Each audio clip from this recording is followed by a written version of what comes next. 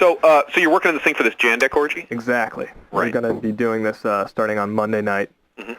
And I guess it's funny that it kind of fell on the same, the Jandek documentaries kind of come to prominence recently, and people have Right. started to know about it, and it's just circumstance or coincidence that they're kind of falling at the same time. But I guess this year I kind of came to fully appreciate Jandek. I've always had, 4 albums like any requisite music person has. And, Right. But then finally, I think one night I was listening to You Walk Alone, and it just all of a sudden hit me. Uh-huh. And so I decided, you know what, I'll do an orgy, because there was one done, I think, in 91. Yeah, I remember.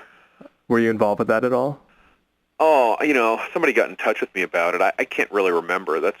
My older kid was pretty young then, so I was very distracted that year. So yeah, but it was only, I think, about 8 hours, and hardly exhaustive, and you can imagine how many more. Scratching the surface. Yeah, exactly. Well, when was your first exposure to the artist? Well, I don't know if it was exactly when the first album came out, but it was at some point. I was a friend of Phil Milstein's. Mm-hmm. Phil's going to be coming down. Right. And, well, I was old friends from college friends, Phil's, and he and I had always, sort of shared music back and forth. And he was really, when he did he reviewed that first album for OP, and it was sometime after that. Somebody had been staying with him, and then came to visit me and brought a copy of the album with them, and it was cool. I didn't really, it wasn't like it made too huge of an impact. It just seemed like, right. Another weird, record, and nice, but I didn't really go staggering around or anything. Right. And at that time, Corwood was taking out, ads. Every issue of OP would sort of have an ad. You'd realize, like, wow, there's another one out. Or there's been another couple of them out, or something like that. And I was tangentially aware. Phil would sort of send me one every once in a while. I think that he was getting a box of 25 for a certain period of time. And, I listened to them. I must say, though, that when I was first hearing them, they didn't strike me as wildly different, kind of, one to the other. Okay, right. I had them sort of consigned to a certain area in my head, and kind of left it at that. And nobody really wanted me to review them much anywhere anyway, so it didn't, it wasn't like, people were really clamoring for more information. And then really later in the 80s, once I had sort of gotten involved in Forced Exposure, Jimmy and I had really sort of gotten interested. The records had sort of gone through periods then where there were obviously like a lot of different styles being evoked inside of it, and we started realizing, my God, these things have really been coming out for a while, and they kind of need to be dealt with as a body of work, and nobody seemed to be really doing it. OP had stopped by then, an Option and Sound Choice, which had kind of picked up the ball when that original Lost Music Network splintered, weren't really doing that much on it. And so we started, just really sort of listening to them, trying to listen to them a little bit more seriously and try to make sure that all of them got reviewed. And, when you do stuff like that, then you start, the more closely that you listen to a Jandek record, the more rewarding it is in a way. So when you really start to listen to it, and then you start to realize, like, isn't this a version of a song that was on, some other record, and you dig out another one, and you kind of play them back to back, and then you're trying to figure out, these sound like they were recorded at exactly the same time, almost. And the whole process, when you start to delve into it a little bit, to me, just became really interesting. The whole thing about it, and we would attempt to, hector, the people at Corwood into providing some kind of more information. Oh, would you like to do an interview? Or, oh, maybe we were thinking maybe we would do a portfolio of photographs by the cover photographer, or, just different stuff like that, trying to, get some kind of sense of what was going on, other than that which we could kind of, generate externally just by listening to the records. And if you've had any dealings with Corwood, you know that they're not, they just kind of, their basic thing is, look, the records speak for themselves, yeah. and that's the way it is. So, it was one of those things. Jimmy and I would just switch back and forth about who got to review. Who got to review each one? Yeah. And we really tried to not miss any of them. And I started buying. He and I both started buying boxes of them then, and because they were pretty cheap. Right. And you could buy mixed boxes. Everything that was in print, you could, I'll get 4 of this, 3 of that, and we'd just pile them up. And we started trading them all. He and I were involved in a lot of record trading. And so we'd throw them in and trade boxes with people who liked other weird stuff. And, sometimes people would be happy. Sometimes people would be like, God, why didn't you send me that thing? Because some of the sort of early middle period, the acoustic records are such a downer kind of sounding records and so hermetic in feel that guys who traded punk rock records really weren't particularly interested in them. No, I can't say that they would be. And I actually ended up at one point, I think I must have had 200 or 300 sealed Corwood albums, which I ended up selling all to Reed at In Your Ear before I went. My wife and I went down to Australia and New Zealand for a few months, and I had Reed over before I left to try to generate some money. So In Your Ear had a really good supply of Jandek records for How much quite a while. did he pay you for them? Oh, I don't know, whatever I paid for them. Right. I mean, they were still in print. Okay. Pretty much. I mean, so because now they fetch. You look on eBay, they fetch. They could fetch over $30. The good one. I mean, the hard ones to find are tough. Yeah, they really are tough. I mean, on the there was a tour once. There was a Silk Breeze tour with Charlambides, Harry Pussy, and Shadow Ring, and they were all staying at my house in Hadley. And it's one of those things. We're sort of sitting on the porch the night before the show. Everybody's sitting around. We're drinking beer, and it's one of those things you get into these kind of bragging situations. And I had a basement full of all my duplicate records. And I said, any record you want, I can pull out a copy of it from the basement. I'll pull you out each one record. And Christina Carter, that's all she wanted was that first, the Units album. The Units, yeah. And I had it. I had a sealed copy down there, so it was good. Wow. But they were just great. I mean, they're just really good records, and the fact that people would hate them as much as they did, I think, lends a little bit of, really makes you want to enjoy them even more.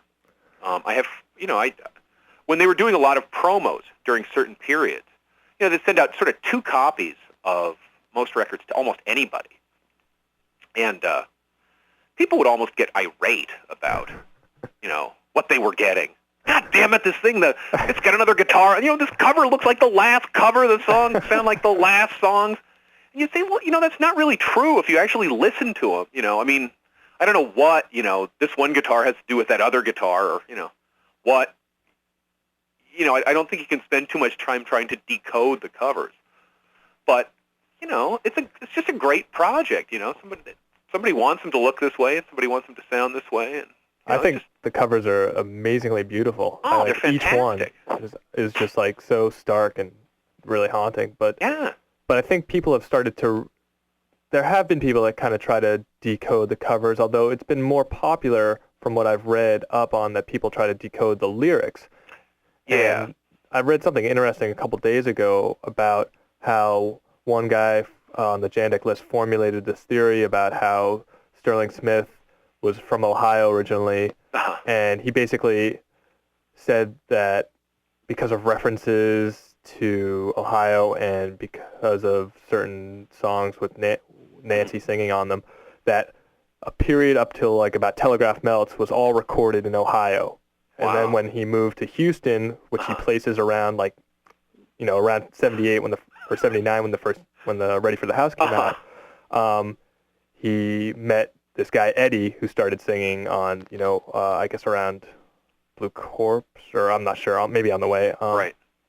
And because of the distance that Nancy remained in Ohio, that relationship kind of broke off and became the middle downer period. Wow. And yeah, he breaks it all up. It's throwing a lot of conjecture into the the lyrics. It's complete. It sounds like complete hogwash to me, but really fun to formulate that kind of stuff. It's great research. Well, the thing is, when when any kind of art exists, exists in a way that resists having any context, being self-provided, people feel so compelled to provide a context for it that has it make a kind of Euclidean, sense, especially with a large body of work. They can't, people are not satisfied with the fact that, it's probably just this guy, and, he just, records this stuff, and he put it out, and some people seem to like it, and and he wasn't going to do it for a while, and then he got some response, and he did some more, and, that kind of thing would probably be sufficient if it were 5 albums, but, since it's at this point 33, people are just mystified, The impact is really felt on the level, I think, of the anonymity and how he's got 33 records that he put out himself, and who else has done something like that? Well, there are other people who approach that kind of stuff, although not in the same kind of packaging. I mean, if you look at, clearly, the person who was most parallel to Jandek early on would have been Lauren Mazikane, especially when he was doing the Daggett stuff and the earliest St. Joan period. Again, here were records that appeared with great regularity to less than no acclaim.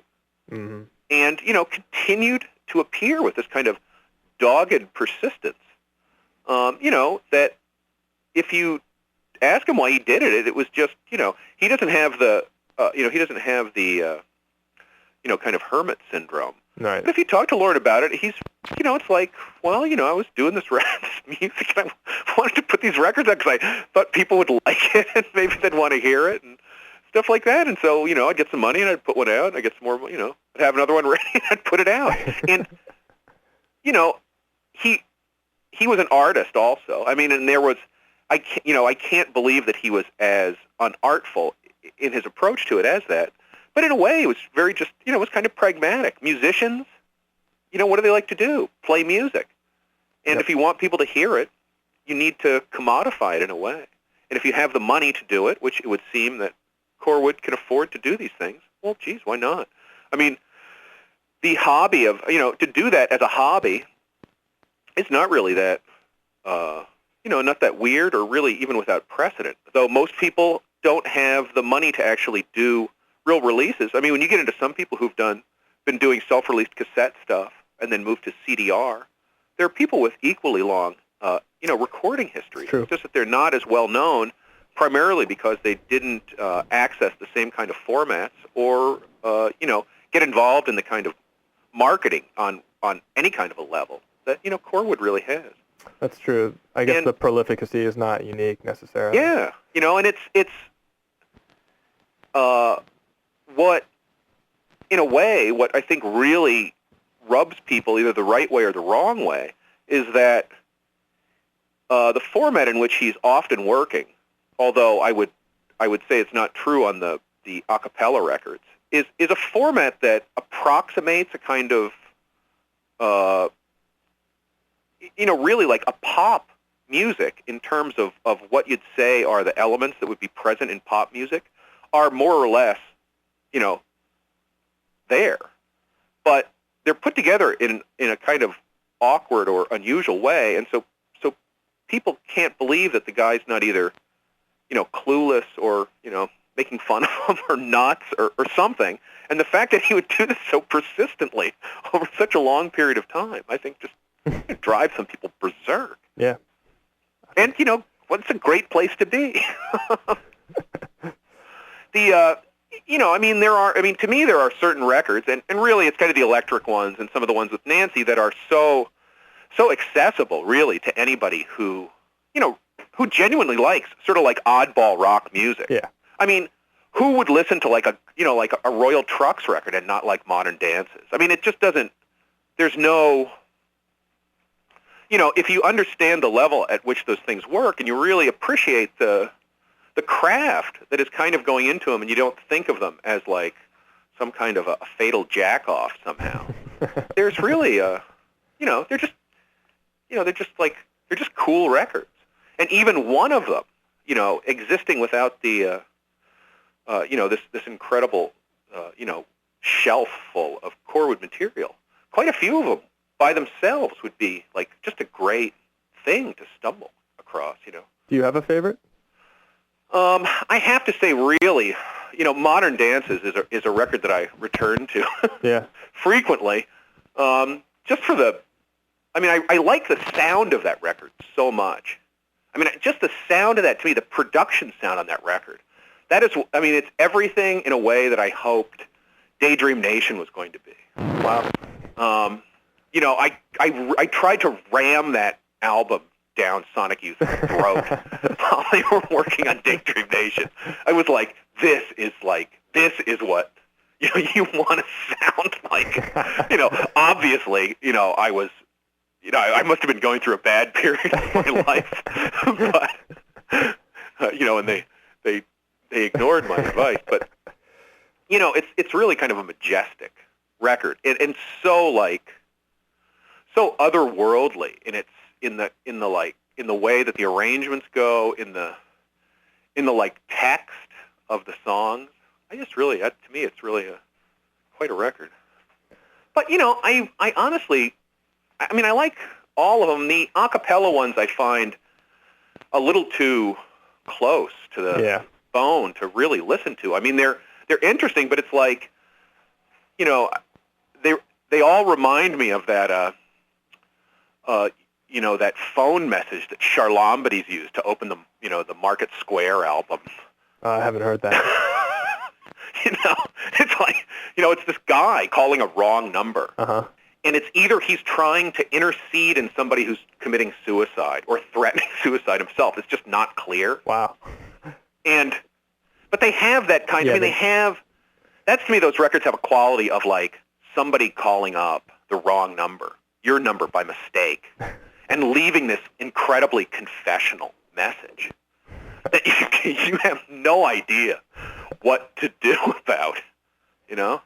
I mean, it sort of has that quality to me, but the recording sensibilities on these newest albums have definitely kind of become more high fidelity too. I see, like the microphones sound better, like, you know, it just sounds. Yeah, I mean, like, I think it's digital stuff instead. Yeah. I mean, which is kind of unfortunate in a way, because I think that as it becomes clear, you lose some of the sense of room. Yep. Which you know, the three-dimensional space is very important to the sound of the early records. Extremely. You know, it has that kind of almost kind of paranoid compression to it that makes it you know, feel a little bit claustrophobic. I think that's what a lot of people identify with too. Is like, I wrote a little blurb for the program guide for this orgy, and I sent it to Seth Tissue, the Post, and he wrote back something that took not offense, but was concerned with something that I wrote that was you know, it was just kind of a little fun little sentence saying, you know, what is Jandek? Is he, you know, some, you know, reclusive sociopath or a pedophile with a slick haircut? But it also, you know, then posited like other possibilities too. Is he some genius? But anyway, I find that just reading stuff on the Jandek list that people really can take offense at this. They feel very personal about this artist because I think his whole nebulous self is very personal. It's in the bedroom or in the living room or in some room in his house recording this very, like, you know, soul-searching music. Oh, and yeah, but when somebody presents themselves also as a blank, mm-hmm. You know, they'll describe themselves. It's filled in with the projections of the listener. Yeah. I mean, that's always that's always an interesting aspect of music listening, is the participatory quality of connecting dots that otherwise, you know, would seem random. And, you know, it's, you know, I mean, people do it with all kinds of stuff. But in a situation like this, especially where you're talking about music that, because of its distribution, is going to be primarily music that gets into the hands of record collecting types. Mm-hmm. Who traditionally are guys with a lot of time late at night to you know, listen into the wee hours and kind of think thoughts about what it is they're listening to. Yep. You know, people who are really going to like overanalyze some of this material. Yep. And, project murals onto it, featuring themselves in various sad situations. But, I think that for anybody to criticize anyone saying anything about Jandek's music is invalid, really, because if the music is supposed to speak for itself, then whatever it says to anyone is as valid as anything it says to anyone else. That's a great point. How can you, it would be one thing if there was somebody who was saying that, oh, it has this or it has that, who spoke from the point of the creator. But there's not. And by doing that, it tacitly makes the listener the creator of the experience every time it's heard. So, participatory listening at its best. That's true. Now, you were interviewed by the documentary people. No, I haven't been. Oh, you haven't been yet? No. Okay. Are they planning to interview you? They wanted to. Whether or not I'll be able to do it, I don't really know. I told them they could just take my. I had been on some. I don't know. There was some radio show thing. It had some 360. I don't know. Some NPR show. Oh yeah. I saw a link to that. I've done a Jandek thing, and it's archived somewhere. And I said, there's some interview stuff for me on there. You could just get one of those like little monkeys, those wind-up monkeys that like play a drum, and put that and just run it over that. Or if you want a new interview, I'll do that. I hope they do that. I said, it'd be fine. Getting filmed for another documentary that may or may not come out. Right. I know you've done your fair share. Not that high on my list. But you're often really good in them. I mean, you come out to be very interesting in most of the ones I've seen. Well, I get filmed for a lot of them. Well, not a lot of them, but anytime somebody's doing some off-the-wall project. Byron Coley's the name that comes up. I seem to, I come up in conversation somewhere. Yep. And, as long as I don't have to travel too far, I don't really mind doing it. But, at a certain point, I feel that these pearls that I cast are, Being as lost? I get older, my arm's getting worse. I can't cast them as far. And I don't want to get I don't want to wear my arm out, casting pearls into a furnace. But, I'll talk to them if they want, I guess. Okay. I haven't yet. We wrote a few letters to Corwood for the orgy, and Andrew Warren ended up getting one back. He wrote on, I think he used some stationery from the Boston Latin School where he teaches now, and kind of asked the artist or what he thought a young artist aspiring for greatness, what their path should be. And we did get a response from that, and it was completely bizarre. It was a bunch of sentence fragments, words, and but it was also very interesting. I'll have to photocopy that and send that off to you so you can see it. I don't have a transcript of it right now, unfortunately. Yeah, it's cool. I mean, he has responded sometimes. I mean, Phil, Phil had as much correspondence with him as anyone. Yeah. And,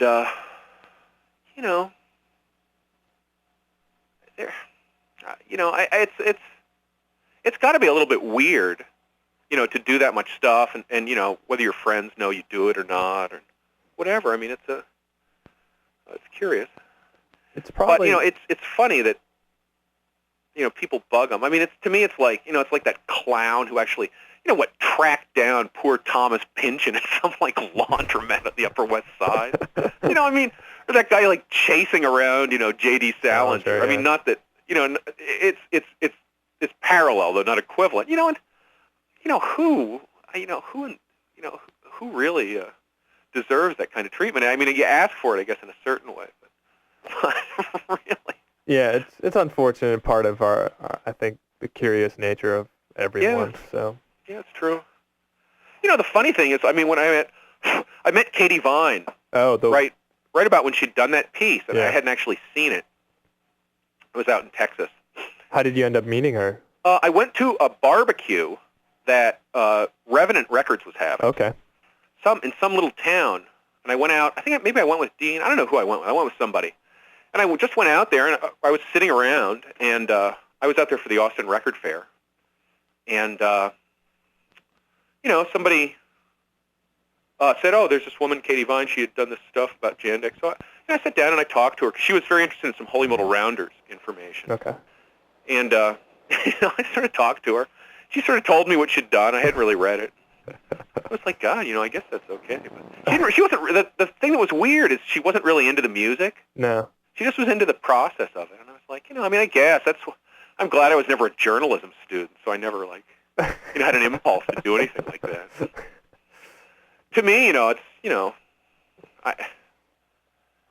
I really hate it when, you should really, if people want to be left alone, you should really leave them alone. Yeah. I really kind of feel that.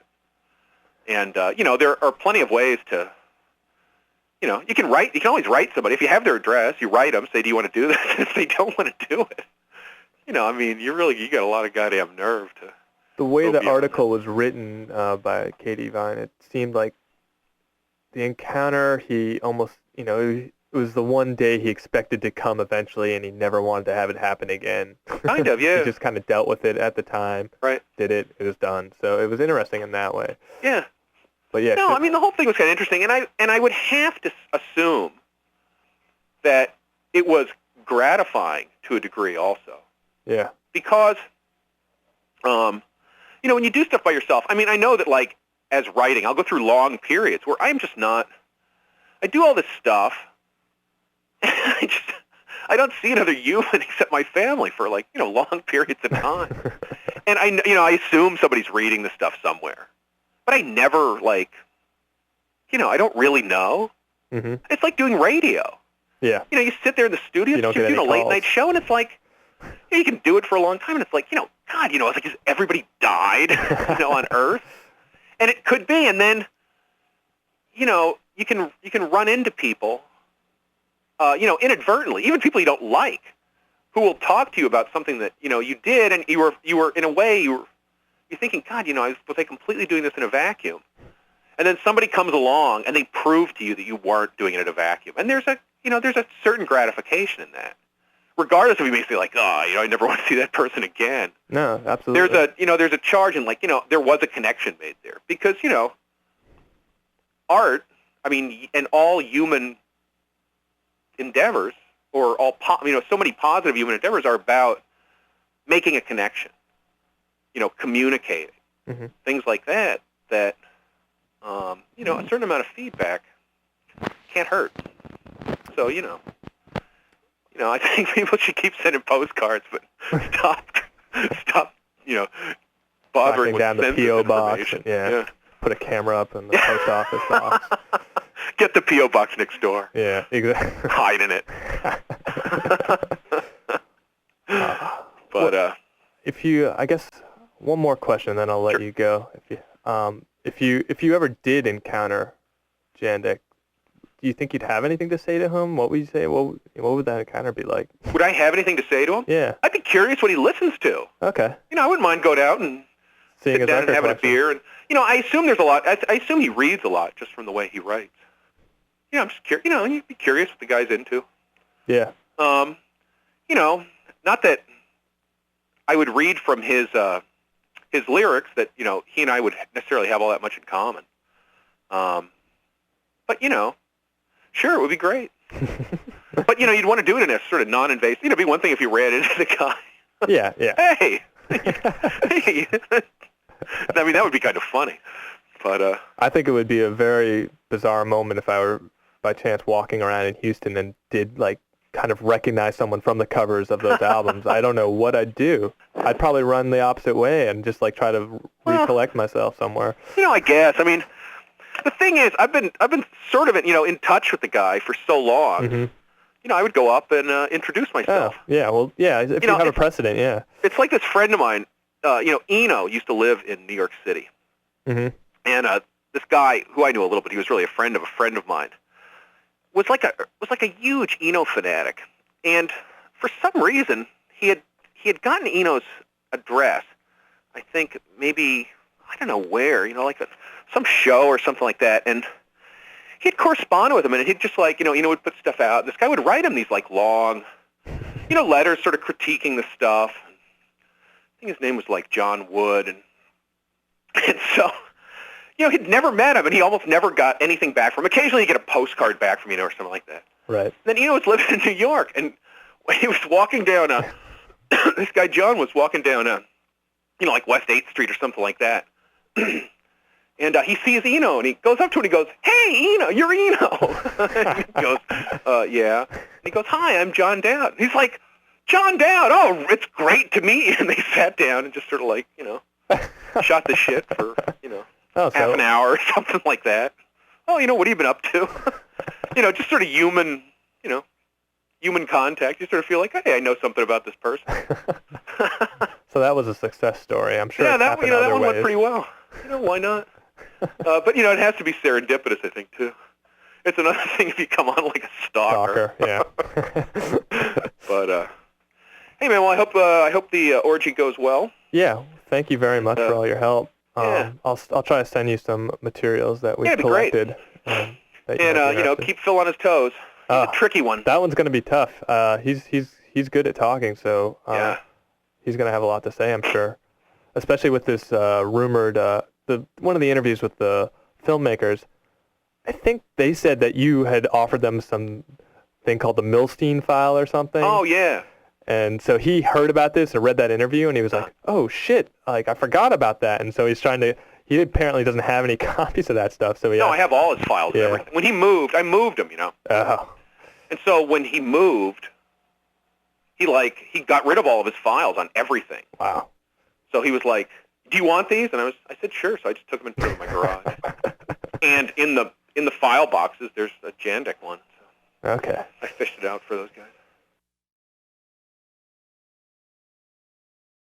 You kind of occupy a strange, polarizing part where you were one of the first disseminators of this album, of Jandek's first work, but yet you don't necessarily like the music very much. Was that an opening question? Sure. That serves as a good one, I think. Yeah, well, I was given a copy of Ready for the House in 1978, I believe, by a friend who said, "Irwin, you like weird stuff. See what you think of this." And I was really stunned by it. I mean, I don't know if you're going to play Waiting for the House. Oh, yeah. We're playing everything. We're playing all 33 albums. Wow. Yeah, it's going to be pretty intense, I think. I don't know if people can really understand the whole, it's going to be it's not going to be all in a row. It's going to be split up into 3 nights, but still, to be presented with that much Jandek at one time is going to be very heavy. That much Jandek, I would think, would qualify as a weapon of mass destruction. Well, anyway, I heard Ready for the House, and I was stunned at the sheer, I don't know if it's amusicality or unmusicality or non-musicality, the sheer emptiness of it, that this is an album that started nowhere, went nowhere, and ended up nowhere. It was pretty much the same thing for both sides of a full-length LP, with no variation save for the final track, which was electric guitar, but still it just meandered nowhere. It was really like hearing a posthumous recording. I mean, a recording that was made by someone after they had died. And I was struck by how extreme it was in that regard. I mean, I'd heard the Shags at that point, and I'd heard plenty of amateur-type recordings and inept recordings, but I had never heard anything that was so naked. I mean, some people, you get the impression they just don't know any better, that they're really trying hard. This guy didn't even sound like he was trying, but he didn't sound like he was trying to be avant-garde or trying to see how weird he could be.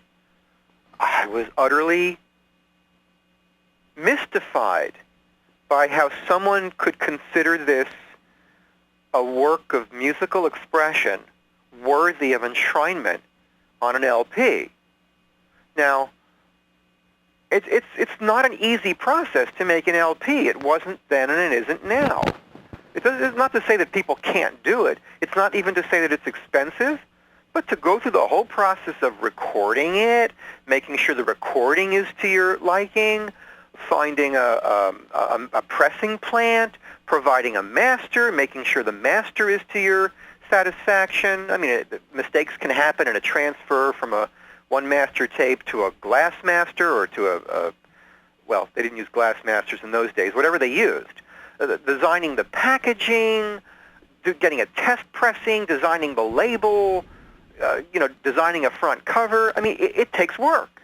It takes effort. It takes ambition. And that someone would actually go through every step of that process in order to put out something like Ready for the House stunned me. I recognized then this is something special. This is not something I can listen to and enjoy. It's something I played for a lot of friends because I thought maybe they had a clue that I didn't have. But their reaction was similar to mine. It's like, who, what, and especially why. In your book, though, you kind of say, I think you give a little transcript of the letter you wrote to Corwood saying, this could be the worst album ever released, or this could be the greatest record ever released. Do you still feel that kind of, the dichotomy is there? Yeah. You know why? Because up until that point, I hadn't heard anything that extreme. I mean, I'm not talking about extreme jazz or extreme modern music, which are really different categories. This fellow was clearly on the outer reaches of pop music. It wasn't jazz and it wasn't modern, serious, what they call serious music. It wasn't chamber music or even folk music. He was clearly going for some sort of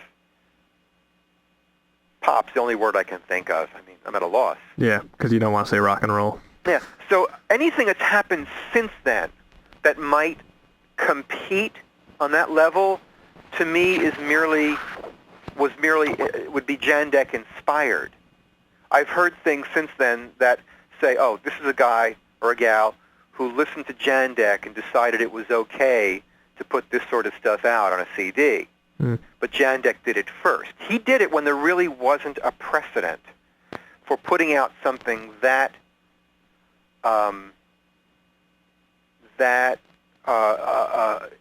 nakedly unmusical, and yet clearly there was intent. Clearly it was not a joke. Because if you're going to do a joke, the joke wears off after a while. Right. The joke could even wear off while you're in the process of having the thing manufactured. You may decide, well, it's going to cost me a few $1,000. It's not worth it. And for what? Who's the joke on? Who are you trying to fool? So I thought, well, the guy's sincere. And I wrote him a letter. I wrote to Corwood, that is, because my thought was, Corwood, it's in, Houston, right?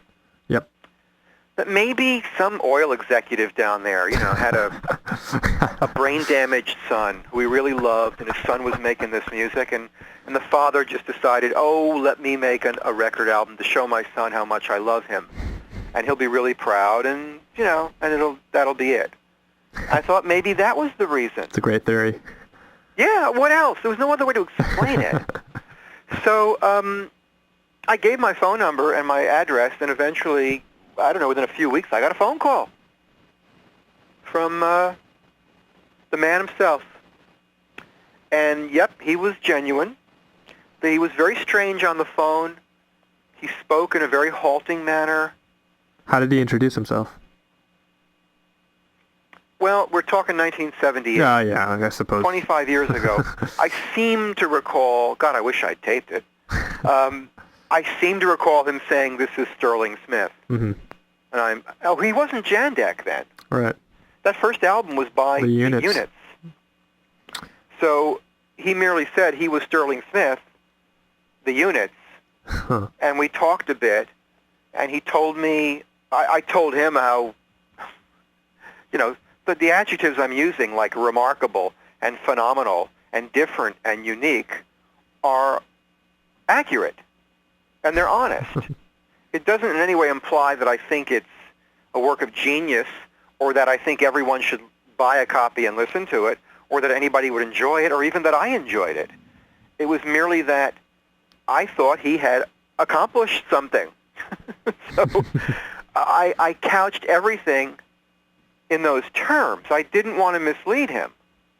And I'm sure he asked me, or there was a subsequent conversation, and I might be conflating the two. Okay. I'm not sure exactly when he told me certain things, but he did at some point tell me that he was considering putting out more, that he had 30 albums worth of material, that he had written all these books, and they were all rejected by New York publishers, so he burned all the manuscripts, that did I think he should put out more records, and I said, why not?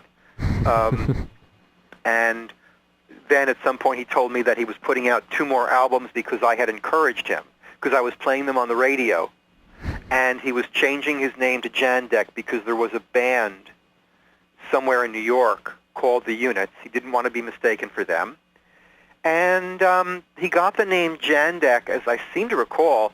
The month was January, and he had a friend named Decker. That may not be completely accurate, and for all I know, he could have been making that up. But I seem to recall that Jandek definitely was a combination of 2 words. Okay, and it stands that's out very that it was interesting. January and Decker. I also recall him telling me he had no friends. So, of course, who is Decker? I didn't ask. And, of course, later on, some of his albums have a drummer and a girl named Nancy singing. Yep. And I thought, well, obviously he communicates with people. And, of course, when Katie Vine's article came out in Texas Monthly a few years ago, it shed an awful lot of light on the man that we believe to be Jandek, which really made me do a lot of double takes and a lot of reevaluation of what is this guy all about? Why is he doing this? What did the article kind of make you think about? What were some of the answers? You've seen the article? Yes. Will you read it on the air? I might. I don't know. It's strange because it is such a sort of, I mean, it proposes to break a lot of the anonymity, and I think a lot of the impact of Jandek is felt on 2 levels, one being the anonymity and the other being just the prolificacy of 33 albums. So I don't know. I don't know if I want to break the illusion necessarily, and I don't even know if that article, necessarily breaks the illusion. So I have reservations about reading the whole thing, but I think the article demystifies him a bit, huh? Yeah. Yeah, I agree. And yet at the same time, the albums exist. You can demystify this guy all you want. Mm-hmm. He made 33 albums. He continues to put these albums out. Yep. This is an honest form of creative self-expression. It's not a joke. He's not doing it to prove a point. There's something going on in his head that's, some short circuitry or something that's causing the stuff to come out of his mouth and those notes to come out off his fingers through his 1 or 2 string guitar. So I don't know that we'll ever be able to fully grasp the why of Jandek. A lot of people seem to want to read a lot into the lyrics, and it's hard for me to kind of agree with that just because I don't know, it's such a blank artist that we're dealing with, and I can't tell if there's a narrator in the songs, if it's just Jandek himself crooning away, but a lot of people really do kind of read a lot into the lyrics, which I can't do. Have you read through a lot of the lyrics? I haven't read through a lot of them. I've read through some of them. I quote some of them in my book. I guess some people have a leisure problem. if you can really, I don't even mean to disparage these people, because I know a few people who rave about Jandek, and for the most part, these are friends. Yeah. I don't. For me to cast some sort of suspicion on their motives for claiming they like Jandek, well, I hear people on WFMU who play some of the most atonal, abrasive, aggressively ear-assaulting music, and they do this on a weekly basis. And I think they're just doing this because they know that everyone else hates it, and it makes them feel cooler because they allegedly like it. But do they listen to it at home? Well, I'm kind of over that. I'm willing to give them the benefit of the doubt that they hear something in it, because people probably say the same thing about me. All this outsider music Right. that I claim to like. Well, I do like it. I love some of it. I do listen to it. Not as a steady diet, but it doesn't put me off. I do like to explore this music. Sometimes it's just the perfect thing to listen to. And maybe people think I'm pretentious, and maybe they think I'm, it's some big hoax that I'm pretending to like it just to prove what pussies they are because they're afraid of this music. No, that's not the case, because I'll admit that there are certain outsiders, Jandek, case in point, that I really don't enjoy. But compared to a B.J. Snowden, to an Alvin Dan, to a Klaus Beyer, oh man, Shuby Taylor, there are touches of genius in those artists, and I love what they do, and it's unique what they do. Jandek's only in that category in the sense that if there is a genre here, and I want to call it outsider music, well, yeah, then they're under the same, they use the same bin card, metaphorically. Right. So there are some people who say they read Jandek's lyrics and want to read things into it. Hey, some people want to watch Animal Planet. Some people want to read racing forms. A lot of people. Some people want to, build their own shoes. I don't know. Everybody's got hobbies, right? Some people just love chain smoking cigarettes. If some people want to read Jandek's lyrics and read something into it, fine. Do I want to read anything into it? No. But then again, when I hear I Am the Walrus, I don't really want to read into that either. To me, as far as I'm concerned, Lennon was just using some exceedingly strong acid when he wrote those lyrics, and it's just the product of a drug-addled mind. It doesn't mean anything. Do you think it means whatever you want it to mean. Do you think Jandek's drug-addled? I don't know. I don't know. I've never considered that, to be honest. I thought about people listening to Jandek while they're on drugs, but I've never thought about whether the artist himself kind of uses it to bring out, to elicit the music. I can't say I have either, and so I can't really answer that question. It just came to me. I was just wondering. Huh.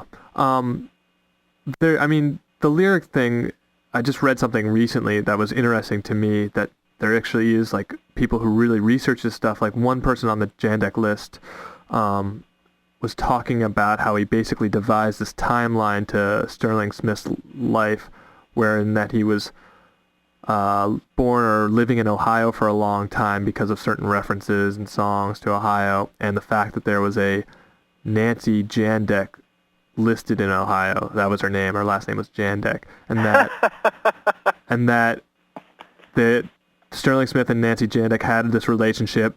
He moved to Houston in the late 70s, around 78. They recorded all this music in Ohio with Nancy Jandek up until about Telegraph Melts, and that he had, that's why, based on, I guess, your, claim that, he already had all this music recorded. He had however many albums were. 30 albums, yeah. He said. Put it out up until Telegraph Melts, and because of the distance between Houston and Ohio, the Nancy relationship broke down, and that's when you started to not see her appear on the albums, when you saw the man named Eddie kind of, I think, around On the Way or Blue Corpse or something like that.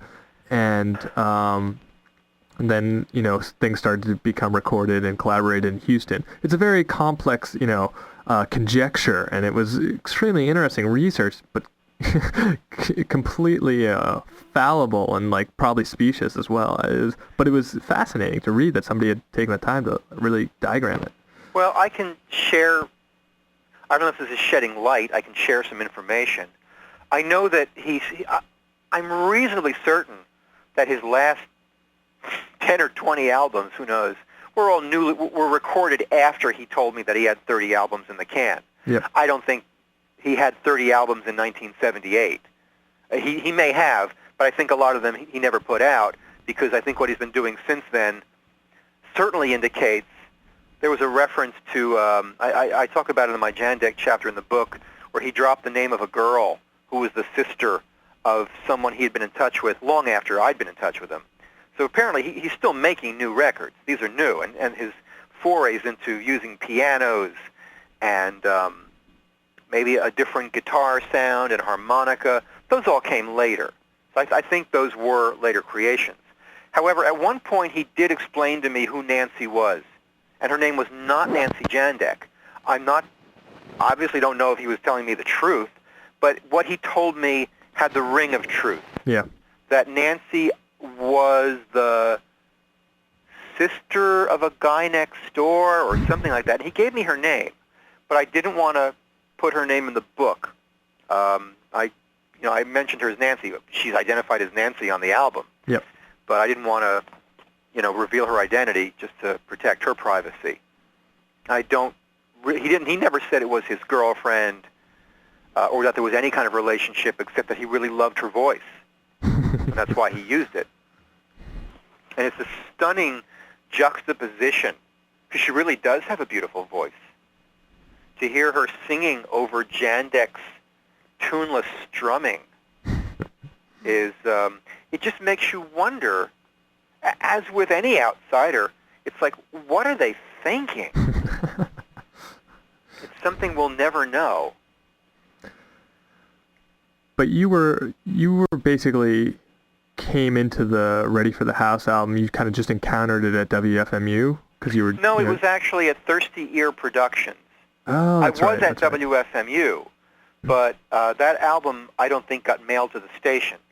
Okay. It was a guy named Keith Altamir who was working in the office there. I was an engineer, and he handed me the vinyl. I don't know how he got it. Maybe someone just mailed it to Thirsty Ear. Someone. Gee, I wonder who that someone could have been. Corwood's mail department. William Morris Agency, I'm sure. I mean, it's very interesting because at one point in the history of Jandek, he started to mail stuff to college radio stations almost exclusively. I mean, he mailed to stores who would carry it too, but like the college radio all over the U.S. seems to be this home, this like kind of bastion of like Jandek records, and you can find them there, and it's amazing because sometimes they're played, sometimes they're still in shrink wrap. Well, he mailed them out, and I would say even in the 80s, maybe more so in the 80s, really, every college radio station had some lunatic on staff who made sure that things like that got in the wall and put on a shelf, that didn't get thrown out. Nowadays, I don't know. But then again, I don't really listen to college radio these days. So there was always some hipster, somebody who was like, this is genius, to the, and resisted the impulse of everyone else on the staff who knew about it and cared to, throw the thing in the garbage. Or, the iconoclast. Or bring it to the local shop for trade bait. Somebody said, no, we have to have this in our library. And, once it went in the wall, and it's in there with tens of thousands of other records, it's not going to get weeded. It's going to sit there for decades. And whether this stuff got played on the air or not, I know there was 4 stations in the New York area who did something called Jandek Across America. It was FMU, I think WKCR, WFIA, and one other station at like 1 o'clock in the morning till 1:45. They all played Jandek for 45 minutes. Huh. Nothing compared to what you're doing. But look, who else is going to play Jandek? That's true. I mean, if it's not college radio, internet stations, I suppose, can play them. But Jandek is not something any station would ever do to boost ratings and or fundraise. No. I am kind of looking forward to hopefully the phone calls I will receive during this from the people who are listening. Would you be taping them? I hadn't thought about it actually. You should. I know. I can't tape the whole orgy because that's just too long. I could I guess I could hook it up to a laptop, but it would take a lot of space. Are you taking phone calls on the air or off the air? Off the air. Yeah, boy, if there's a way you could, because look, everyone who calls is going to love it or hate it. There's no one who's going to say, hey man, this is pretty interesting. What is this? Or, gee, who you been playing? I'm just kind of curious. You're going to get people who are going to be screaming at you to take it off. And other people screaming at you to keep it on. Yeah, I mean, if I can find a way to technically do it easily, I will, or even somewhat easily, I'll try to do it because I'm very interested. That's one thing I have been looking forward to, is trying to hear what other people think. No one is indifferent about Jandek. There are only people who don't know about Jandek, and there are people who know about Jandek and either love him or hate him. And then there's that famous, what is it, Kurt Cobain quote that says, Jandek isn't pretentious. People who like Jandek are pretentious, right? That Kurt Cobain, he was so unhip. He just couldn't get into Jandek. I don't agree with that, by the way, but that goes back to I don't either, but my comment before about, people who play abrasive jazz or, wounded elephant music. Yeah, I'll give them the benefit of the doubt. Have you been involved at all with the Jandek documentary that's making its rounds right now? No. No. I think I was asked to participate, and I declined because I said that I've said everything I have to hear. I should be telling you this, right, for the radio. I've really said everything I have to say. It's all there in the book. I've done a lot of interviews. I keep saying the same things over and over again, and I'm just kind of tired of it at this point. Well, I'm sorry to put you through the hoops no, again. No. That was a while ago. Okay. And the thought, see, I'm at home now. For me to take a half hour to talk to you on the phone is not a huge imposition. Yeah. But these guys wanted me to meet them in New York. They wanted to come to my apartment and set up their film equipment. No, I just didn't have the time. For what? For what would really end up being, if it's a documentary, I'm going to be on screen for maybe a minute. They're going to interview me for a half hour or 45 minutes after setting up their equipment. Then they're going to break their equipment down. It's going to take, in other words, 2 or 3 hours of my time for 1 minute of FaceTime in a documentary to say the same things that I've already said in my book. Mm-hmm. I said, really, go talk to people who really love Jandek or have something fresh to say about him, or who want to see their faces on screen. I've been in documentaries. I've been interviewed on camera, and I don't need that in a Jandek documentary. I actually downloaded the trailer for it today, or I downloaded it yesterday and viewed it today, and it's interesting. You can't tell much from the 2 minutes they have there, but it looks like I'm very anxious to see what they do with it. Well, I know who's not in it. I don't mean me. I mean Jandek. Oh, well, yeah, they don't even, that wasn't even part of their project. They've kind of stipulated that at the beginning, that they're not going to try to do a Katie Vine style, expose where they're going to hunt him down and, uncover him, which I think is good for both parties involved. But it looks, I don't know. It's hard to gonna get past, if they're not going to do that, what exactly are they going to do? It's going to be interesting for people who haven't seen or heard of Jandek to be introduced through this way. But for people that are really into Jandek, it's not going to cover any new territory, What a scary thought. People into Jandek. Well, there's a bunch of people on this Jandek list, and they have a dialogue going daily, and so there definitely are 200-300 people that are just connected through the internet alone that are into Jandek, and you got to assume that there's probably a few others offline too. But they exist, and I have to admit that on my part, the reason I'm doing this orgy is because there was a point at which I was listening to You Walk Alone, and it just hit me as God, this is beautiful. I really, really am enjoying listening to this right now. I want to go through his discography, and I want to learn more. I want other people to hear this.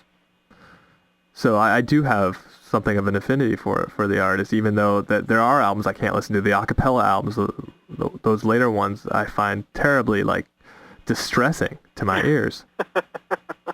and I have trouble listening to them, and I can't for more than 3 songs. But I don't know. It's gonna be kind of a landmark affair to have all this Jandek, and as you said, it's a weapon of mass destruction, huh? Feel free to quote me in your publicity. I think it's a nice short little, all you need. Irwin Chusid says that 30 plus hours of Jandek on the air is a weapon of mass destruction. Whatever, just feel free. I think there's your pull quote. So have you listened to Jandek in the past, 5 years? You pulled out an album? Yeah. Well, when I was writing the chapter of the book, I guess you had a lot. Yeah. And, I found things in there. I was in a weird frame of mind then anyway, because I spent a year writing the book, which means to do that for not a lot of money, I really had to isolate myself to do the writing, which means I was spending weekends at home, Saturday night at home while other people were out going to clubs and parties. I was sitting home writing until 3 in the morning. And I live alone in an apartment, and I was very much cut off. I curtailed my socializing. At the time, I was going through a period where I didn't have a girlfriend, and I was just in a strange frame of mind. I had committed to myself, I'm going to write this book. Mm-hmm. I agreed to write it. I will write it. And consequently, I was in some way, and I'm dealing with these musicians and this music, totally immersed in outsiderdom, and in many ways confronting the inner outsider. So at some point I started listening to Jandek closely. I said, I've got to listen to it closely to write the chapter. And I came to a little more of an understanding of why people enjoy it. I found every so often I could put on a Jandek album and have it on while I'm writing, and it didn't bother me. Or I'd put it on the 5 CD carousel on random shuffle and mix it up with, whatever, Gary Lucas and Stereo Lab and Harry Parch and, Joe Meek and Juliana Hatfield or something. And it always presents a stark contrast, which I like. I like contrasts. I have a short attention span. But subsequently, after writing the book, I remember thinking, wow, I don't have to listen to Jandek now for a while. He would mail me the CDs. I put on the CDs of the spoken word. Mm-hmm. And interesting departure. Yeah. I appreciate that. I'll never forget, there's a 15-minute piano piece on the beginning. Oh, I know which one you're talking about. I can't remember where it is on it. It's on his 30th album. There's Yeah. a 15-minute piano solo. It was the first time he'd done piano. And I was talking to Eric. Eric Lindgren was visiting me. That's Eric from Bird Songs of the Mesozoic. Okay. He's Arf Arf Records, and he's put out a lot of outsiders on his label. Mm-hmm. So this is a man who's not afraid of unusual sounds.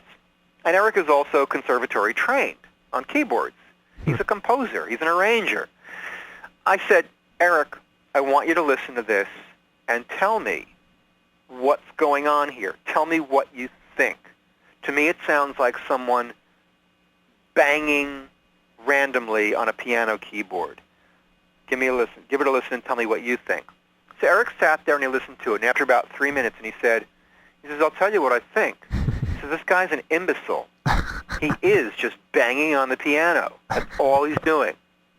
Now, did you screen it for him blindly, or did you tell him who it was before he listened to it? Oh, he knew it was Jandek, and he's Okay. heard Jandek before, and he's not a fan of Jandek. Mm-hmm. But all the same, Eric is a discerning listener. Mm-hmm. He could tell me, I don't like it, but, what he's doing is similar to, Schoenberg's theories of, 12 tone rows or something, or atonality, or it's got some echoes of John Cage in it or something. Well, it did have some echoes of John Cage in the sense that Cage did a lot of things based on chance theories, things which were kind of haphazard, and maybe that's what Jandek was trying to do.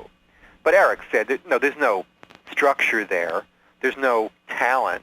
There's no incredibly inventive approach to playing the keyboard there. It's just a guy banging on a piano. One man's opinion. Fascinating.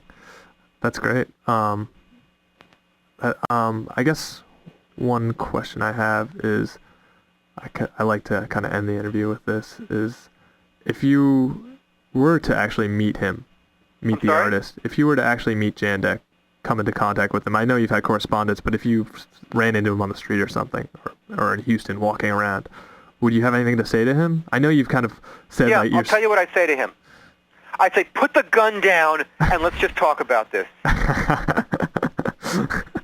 So you basically you feel that there is a psychosis behind this, huh? Yes. Okay.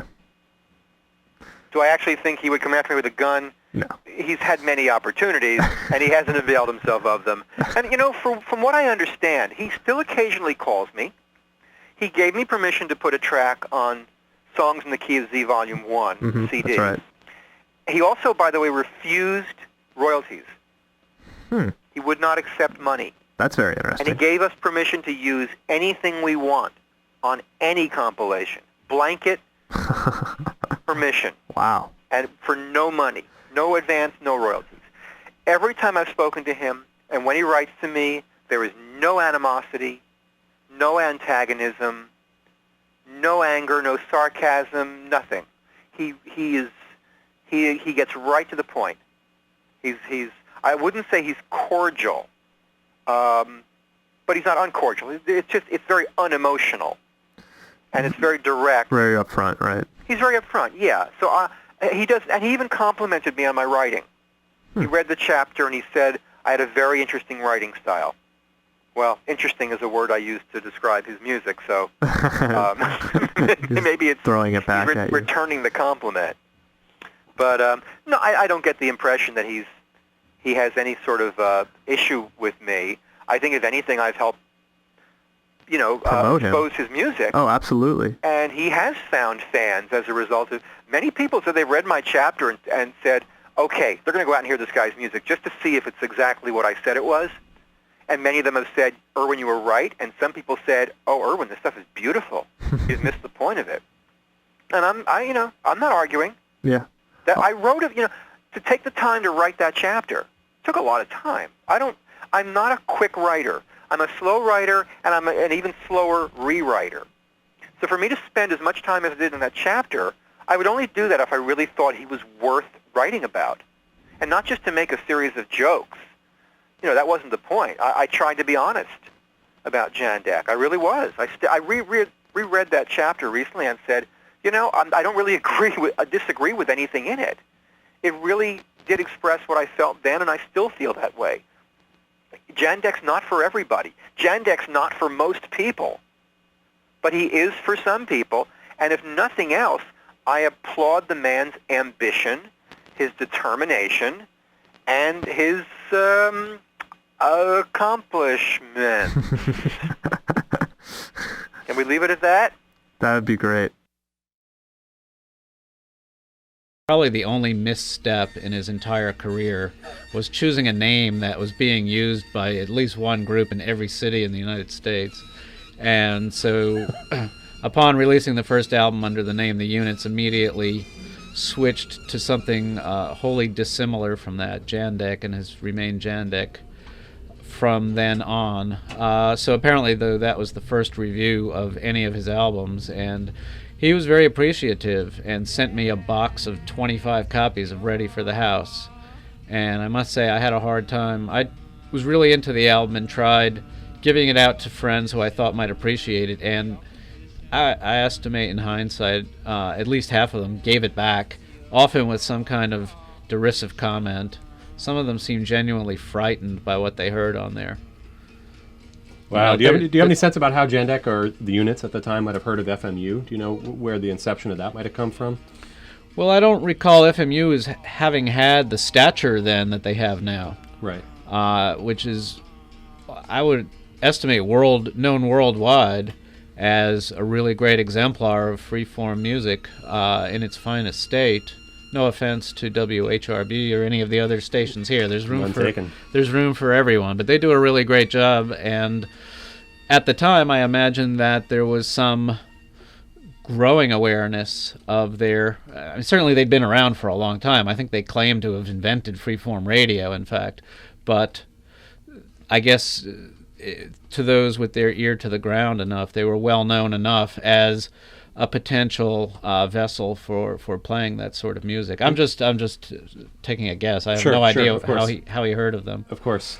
I think Irwin wrote something about people. He was also giving people copies of Ready for the House, and that there was some sort of hyperbolic story about one of those people using a sealed copy of the record to put on the seat of their VW that had the upholstery had worn away, and that was used to replace the upholstery in the car. I'll say that among those people that I gave copies to, there wasn't much positive reaction, and I'll say, not to pat myself on the back, but the actual fact is several of those people now claim to have been big Jandek fans right from the beginning. And those are the people that sold Ready for the House on eBay for $70 or... Some of them were ones who gave it back to me. Right. Wow. So did you have any kind of immediate impressions of Jandek, or the units, I guess, at the point that it seemed like perhaps it was a band? Did it strike you immediately, or was it something that sort of seeped into your consciousness?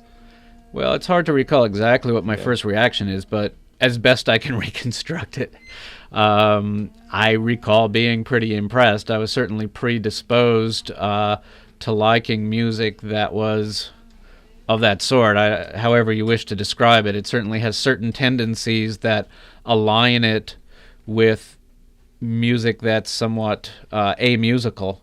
And I was already a big Shags fan and half Japanese. Those are some obvious touchstones. What about some of the sort of odd sort of acid folk material, like on the ESP disc label? That was sort of a early, perhaps, antecedent. Yeah, I had little or no awareness of that at the time. Okay. I mean, and not that much more now. Okay. But what I've heard, I certainly dig and can understand the commonality. So was there any point at which you started to get kind of like particularly excited about Jandek? Did it start becoming, or was it like as each record came out, did you sort of feel like this is something I've got to have a hold of?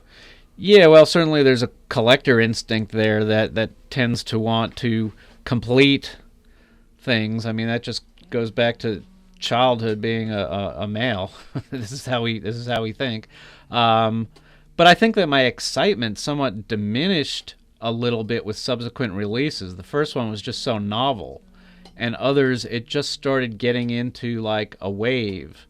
And I recall after a while, after a few releases, kind of riding the wave and enjoying the fact that there was this Jandek sound, and these kind of linkages from one album to the next, almost like a little psychodrama unfolding musically there.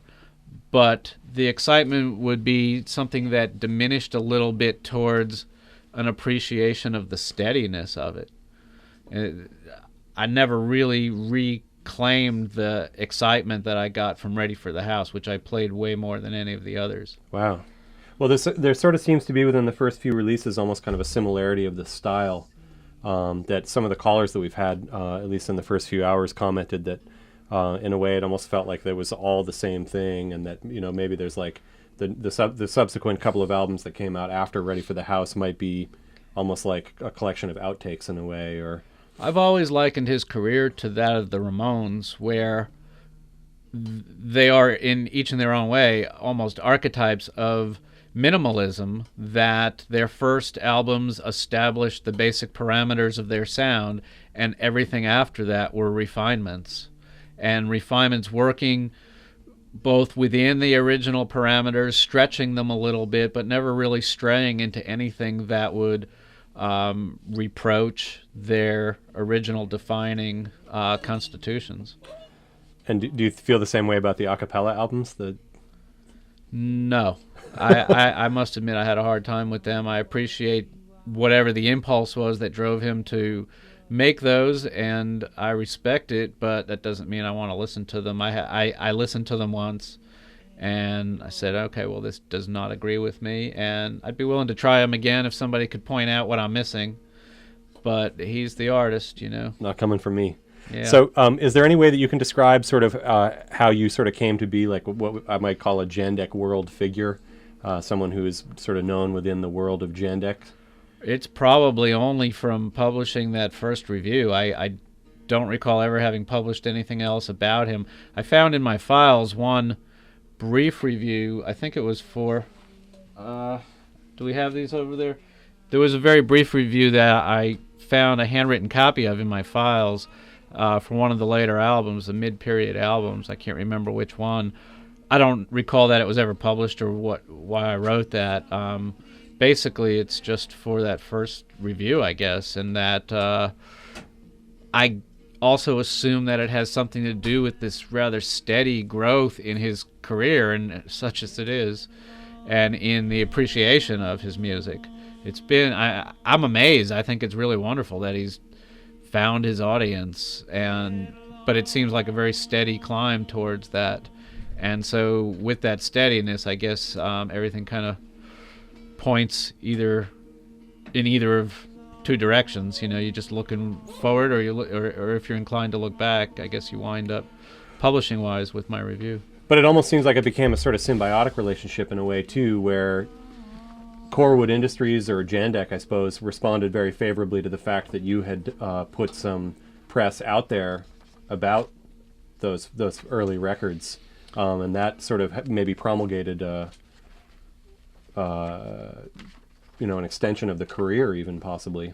Well, they seem to have appreciated it because that was the reason why, according to the note that they enclosed with the first box of Ready for the House, but not too many labels or artists are inclined to send a box of an album in gratitude for one rather small review in a fairly obscure publication. I mean, it's I had no idea, but apparently he was very appreciative of the fact, and that it helped spur him or gave him an inclination that someone's listening and is liable to tell others. One could look at his career and his marketing technique and presume that he's adverse to any marketing or towards achieving an audience, to reaching an audience, but I think he is interested in reaching an audience and just has a unique way of going about it.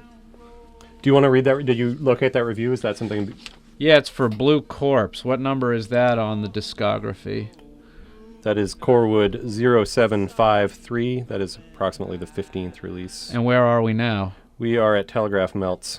So we are about three LPs before Blue Corpse. Well, I could read it. I mean, I don't know if I'll be here long enough to get to Blue That's Corpse. Fine. I'm sure I'll many of our listeners will. will. So yeah, I'd be happy to hear it personally. Okay. I mean, it's just kind of a joke to make a point. Jandek, Blue Corpse, Corwood LP 0753. Jandek returns to his roots. He has fired his band, fired his manager, all the roadies and the entire damn entourage, and gone back to where it all began. Just a man and his untuned guitar. And in a final act of desperation of a man consumed by his own past, he has even resorted to play other people's material for the first time, here performing an almost note-perfect cover version of House of the Rising Sun. I tell you, the man is floundering. So, I mean, it was entirely sarcastic to get across the point that he was just continuing to chug along, and I was very impressed by the persistence of this career. It's an odd word to use. I kind of sniggered when I said it before. I didn't mean that derisively. It's just an odd word to use to characterize Jandek, but there it is. I mean, he's got like 32 releases now, and 33. Yeah, he's up to 33. He just keeps chugging. It does seem to embody such a contradiction between this kind of steadfast, continual release of material, coupled with this incredible sense of just absolute secrecy. Right, and with minimal promotion. Right. But not no promotion. Right. Judicious promotion. Yeah, and I'm impressed by that. Yeah, that is a. So do you think that that's like maybe a kind of a canny decision that was made, or perhaps the pieces fell into place, or maybe it's impossible to speculate about? Well, my own impression is that it's indicative of the fact, as I was just saying earlier, that he does have an interest in a communion of sorts, not a direct communion with an audience, but that he's not intent on simply doing these records, which he apparently finances from his day job, and just flinging them into a void, which might be one way to look at it. I don't think that's the case. I think he's looking to fling it towards those who would be inclined to appreciate what he's doing, right, and to get some sort of feedback. I mean, he does include that address. I mean, Right. that's maybe the most personal information he ever divulges on his records, at least directly or literally. But that's something. He doesn't have to include the address, you know. Right. And it's listed in the phone book, I guess, too, the Houston directory. Well, how do you feel about that sort of the personal element? Do you have kind of a personal, like, do you have a theory of Jandek or Corwood Industries? Do you think Jandek is Sterling R. Smith? Do you think that there's this Nancy and I don't know how much you've read of the stuff that's on the Jandek kind of email list that's out there. No, I read a lot of Seth Tishue's presumptions based on the music. I think it's a really interesting idea. I never really listened to it that closely or examined the photographs for clues to identity.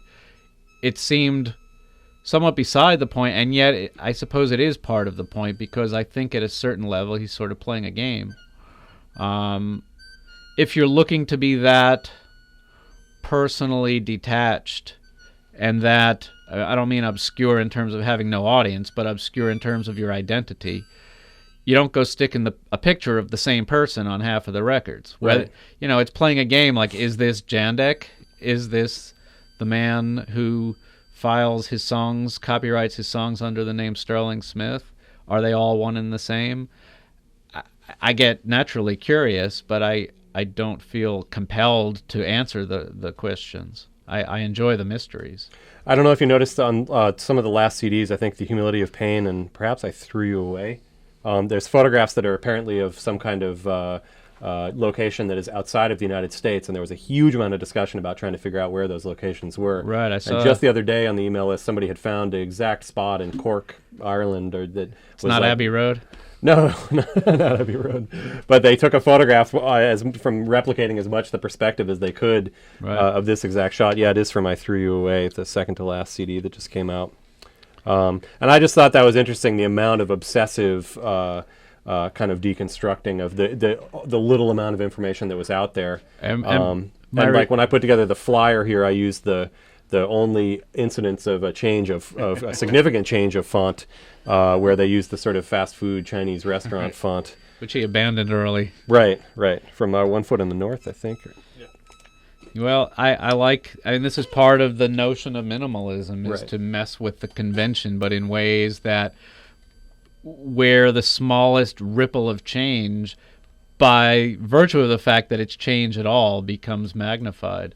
My response to looking at that picture is good. He took a vacation. That's great. Get out of the house and see the world. Yeah, see the world. That's cool. So what do you think of Jandek now? Do you, like you mentioned, maybe that the acapella stuff wasn't quite, didn't quite do it for you, which, I have to say I personally agree with. But do you have has your thought about him sort of evolved or changed, or feelings? Well, I think to me at this point it's a lot of my sense of where he's at musically just has to do with the longevity factor and the fact that he seems impelled to make this music and continue doing what he does. And, I think it's really somewhat unprecedented, the consistency of his career. And he's up to 33 albums without, in spite of or contradicting that sarcastic review I wrote. The point of that was to say he never has covered anybody's songs. It's all original material. And by now, the point I'm trying to lead up to is he's continuing to add to this corpus of one of the greatest expressions, personal expressions in American recorded music history. Wow. I mean, I don't know of too many precedents at this point of just creating this body of with this. I mean, it's just a uniquely full body of pure personal expression.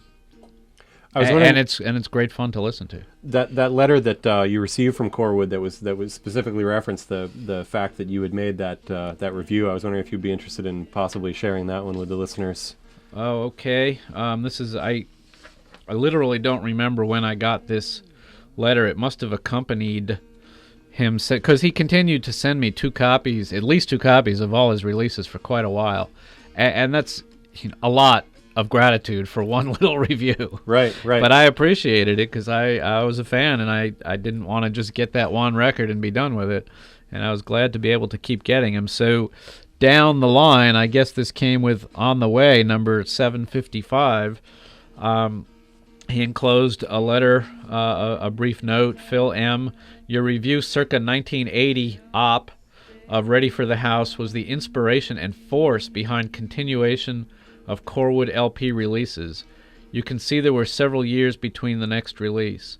Were it not for your support, On the Way might not have been released. As always, thanks, Corwood.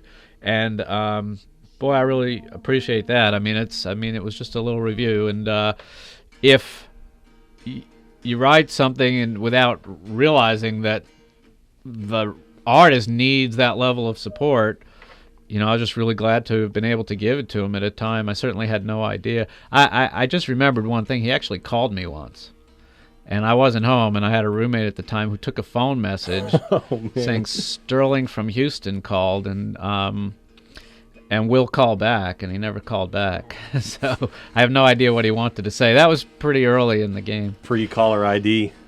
Yeah, but I mean, Oh, man. yeah, I mean, that was pretty neat. I mean, I guess I just touched a chord, that's all, with that review. I mean, it wasn't even that impressive of a review. Right. I read it recently. And Right.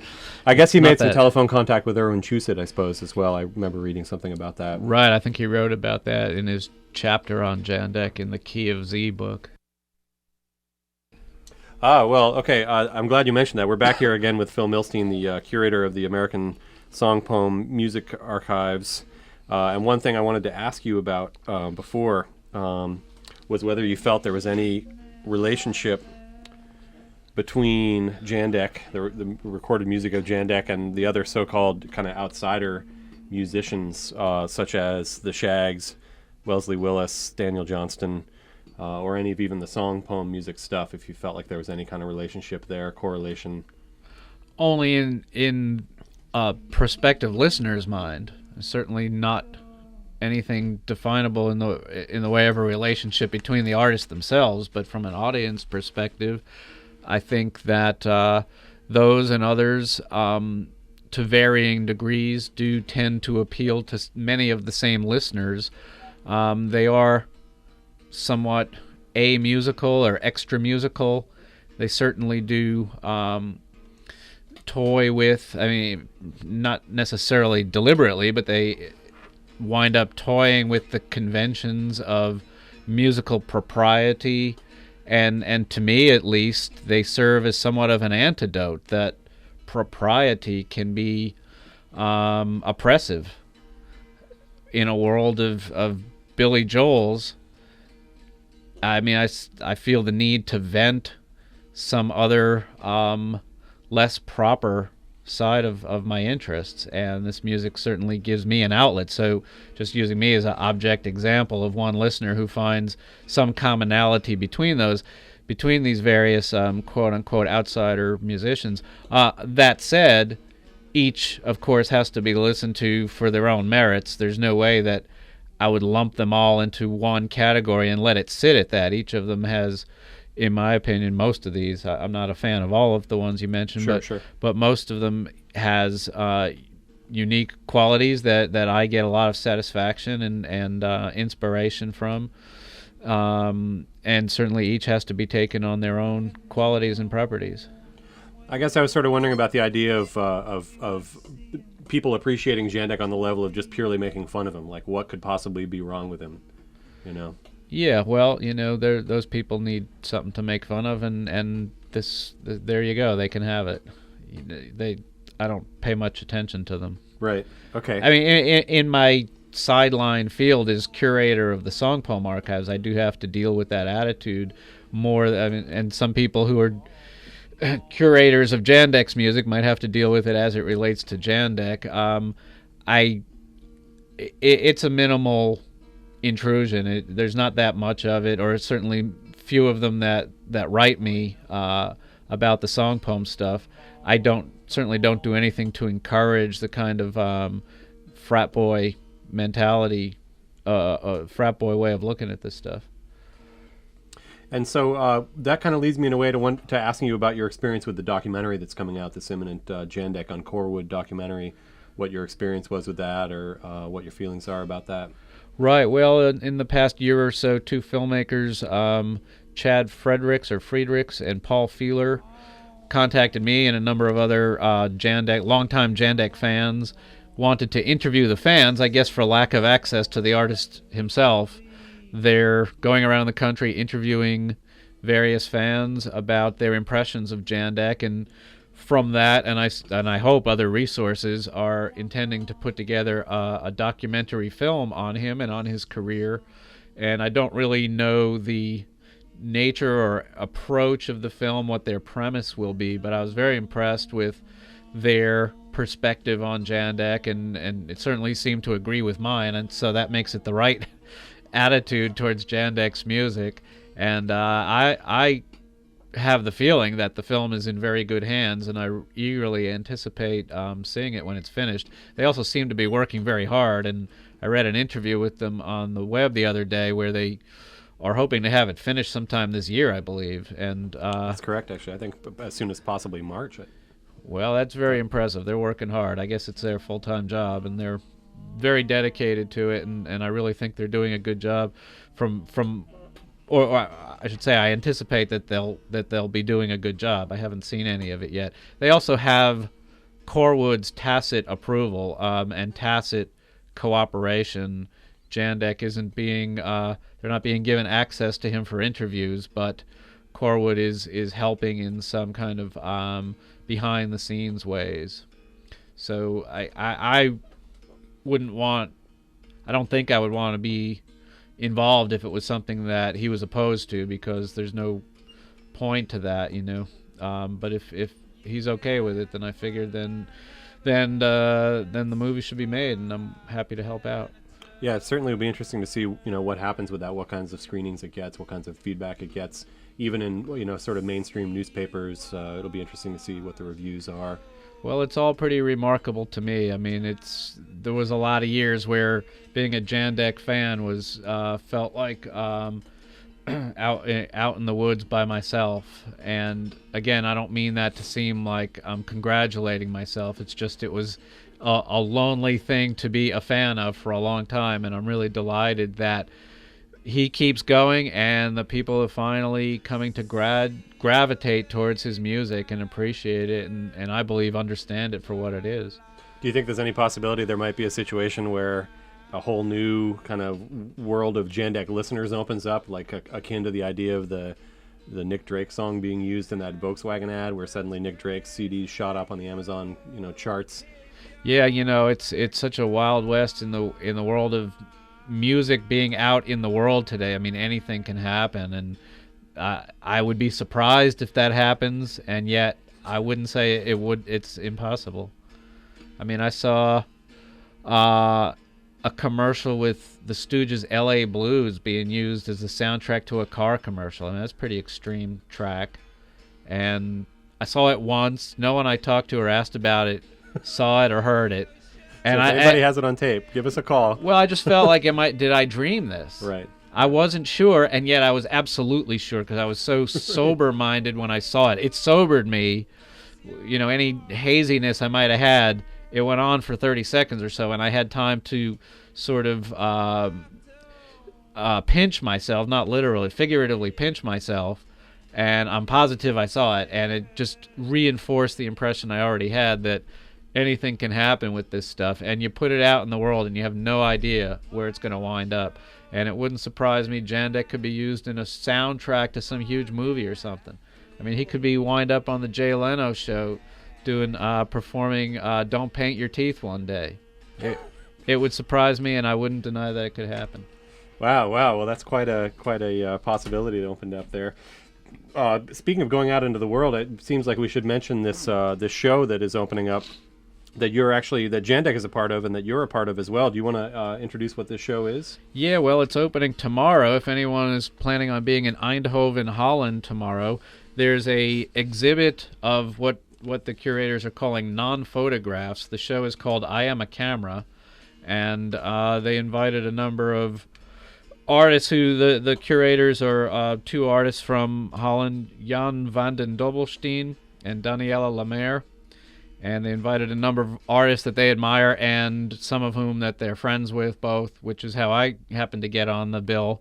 And they're big fans of Jandek and invited him to contribute non-photographs, and I think he wrote back and said, well, you can use whatever of my album covers that you want. And so tomorrow evening is the opening party, and I'm not sure how long it goes on for. Until February 12th. But for all I know, that's Jandek's first entry in an art exhibition. Right, yeah, that could very well be true. And you said there's a CD-ROM that's going to be coming out with this, some kind of catalog of the exhibition? Yeah, the catalog is being released in CD-ROM form, and I believe that will include all the photos in the exhibition and a few essays as well. There is a website for those who want to try and stay on top of that and see if they can get hold of the CD-ROM. I'm not sure what the availability will be, but two web addresses. One is for the exhibition site, www.mu.nl, or for the artist's website, the curators, www.iae.nl/users/JADA. Excellent. Well, I don't know if there's anything else that you feel like you want to sort of delve into tonight. Any other sort of material we haven't covered, or thoughts or material you'd like to talk about? No, I'm fine. Let's just enjoy the music. Okay, well then, thank you very much for coming in and joining us, Phil. We both really appreciated it a great deal. Thanks. It was a lot of fun. Cool. And I'm just really glad that you're doing this and bringing Jandek to this level, bringing his music for all these hours and all these records getting played on the air. It probably hasn't happened too often in the world. I'm sure he gets a lot of airplay on college radio, but my guess is probably one song at a time here and there. That's always the way it's been for me, so that's true. I think Jandek's art is on his album covers as well, because I think the diary is told as much visually as the music. And it's also, I think, always a good idea to look at the album covers while you're listening. I found that helps. Ready for the House. This is the album where it all begins, and it's also the album cover where it all begins. This came out in the middle of the New Wave era, and it was presenting it as By the Units, was sort of selling it as a New Wave record. This is the least New Wave album cover of all time. It's a snapshot. It's not even a particularly good snapshot. There's a picture of what looks like a paperback. I guess it's probably Christopher Marlowe. I can't really tell. Looks like one of those Penguin Classics paperbacks. It's hand-colored. It's kind of indistinct. It's as if somebody just sort of cast their hand around and clicked the shutter somewhere, and that's their house. That's where they live. The first album that I received that made a special impression on me musically was 6 and 6, because the vibe, which is coming off this photo, exactly matches how I've approached his music, which is sparse and American and blues based. And the photo on 6 and 6, which is now, I think, a postage stamp, except the cigarette has been politically airbrushed out, is the infamous Robert Johnson photo. So there's the connection between a true American artist and the legacy of Robert Johnson connecting through Jandek. Then we move on to later on. It's a portrait. It's actually one of the few things that looks like it was specifically taken as a picture, meant to look like, okay, here's a picture of an artist. There's mood lighting on it. It's maybe one of the very few flashes of vanity that we get in the whole sequence. There's something sort of posed and studied about the way that he's got his lips open, his mouth open. He's just, looking toward the light. Chair beside a window, 0742. He's brooding. He looks angry or upset or deep in thought. I kind of always liked this image. I always thought it was very interesting, and it also introduces you, to the idea that Jandek definitely his favorite thing to wear is a button-down shirt. It's a kid. He might be our boy. We actually don't know if the guy on the cover of occasional Jandek records is Jandek. He might be Mr. Corwood. He might be somebody else. The guy whose Jandek might have found a lifetime's worth of photographs in a dumpster somewhere and retrieve them. These don't necessarily have to be new photos. They could come from any time. The covers between Living in a Moon So Blue and Staring at the Cellophane is probably the first example of, is this the same photo from a different angle? This is the guitar. So he's making it pretty obvious now that he's, I think, cluing you directly into the music if you're not already into the room. I always really like the idea that this was just this guitar, and I always, you always assume that it's Jandek's guitar.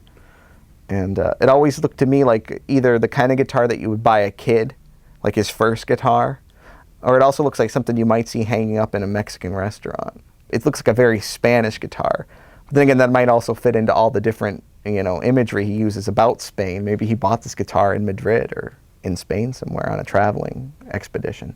The guitar probably lives in a guitar case. This may be the guitar case that we're seeing on the cover of Your Turn to Fall, along with one of those sort of horrible-looking old-fashioned dressers that were sometimes built into student housing, for instance, where it's sort of laminated or lacquered to the wall, painted this sort of shiny white. You can tell it's dull. You can tell that there's a lot of dust on the carpet. The guitar, if there's a guitar next to a bookshelf, at some point it will be taken out and used. The Rocks Crumble 0746. Jandek likes to take pictures of drum sets. It seems like a lot of his pictures involve a particular drum set. And what's interesting about this one is it sort of incorporates two of the favorite Jandek images into one picture. It's got a drum set, but not only that, but there are definitely curtains. And those seem like two of his favorite things to take pictures of, are curtains and drums, and instruments in general. Again, very indistinct, again, very poorly lit, seems to have been taken, well, maybe it was taken during the daytime because we can make out some light behind that window there, but I'm not really sure, it takes effort to make a photo this crappy. I'm not really sure what happened here. It's like he took the photo while moving his hand, while projecting his special, black and indistincto ray, I guess. 0747, we have another shot of the famous drum set. Seems like a very simple drum set. Kind of doesn't really have a brand name or anything like that, but in this one we see it's next to that sort of feminine-looking desk. Wow. Once again, this picture just sort of has an old look about it. It looks like something that might be set up in the 1960s for some reason.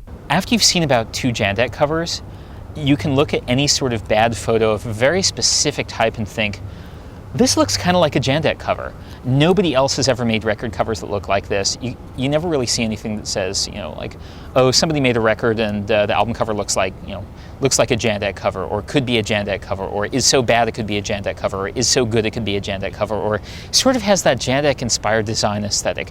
This is a design aesthetic that, like his musical aesthetic, belongs to nobody else on the planet. 930-0748. This introduces one of Jandek's favorite forms of footwear, the flip-flop. Jandek's seen wearing flip-flops on 2 of his album covers, and once again his favorite shirt is on in this picture, the white button-down, which seems like almost exclusively all he wears when he wears a shirt at all on his album covers. For as menacing and as brooding as Jandek is, it's kind of comforting to know that he likes to wear sandals. Now as we move on to Foreign Keys, looks like our man again, he's opening the front door. This could be a surveillance photo. This could be a photo taken of, by a private detective wanting to, prove that somebody's having an affair. Once again, Jandek is inviting you inside because we have the door. And this is the door that is visible as opposed to the door which is the camera's point of view in the previous albums. So if you haven't got the message so far, he's definitely bringing you inside. We definitely get the idea that he looks like he's almost been caught being Jandek, and he's making a hasty retreat for the house to the drawn curtains that you can see in the window on the side. Definitely a pretty neat album cover. And once again, it seems like all from that same roll where he's got on the black slacks and the white button-down shirt. I always really like this one. I thought this one was pretty neat. Now I think for the first time we're actually seeing the man and his guitar on the cover of Follow Your Footsteps. Hard to say what he's posed in front of. It's some sort of wall-like structure. So here's where he goes for his big, sexy Jim Morrison move, and he takes his shirt off for the cover of Telegraph Melts. might have even been taken the same day. He's kneeling down next to a bunch of flowers. It's hard to say what the expression on his face is. He might even look a little hungry.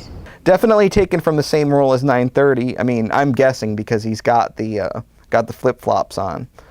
You almost get the idea that a lot of these were taken from the same roll. It was maybe him and someone else just decided to go around and shoot a bunch of just photos of them doing different things. I don't know if an album cover was in mind or if they were just having some fun.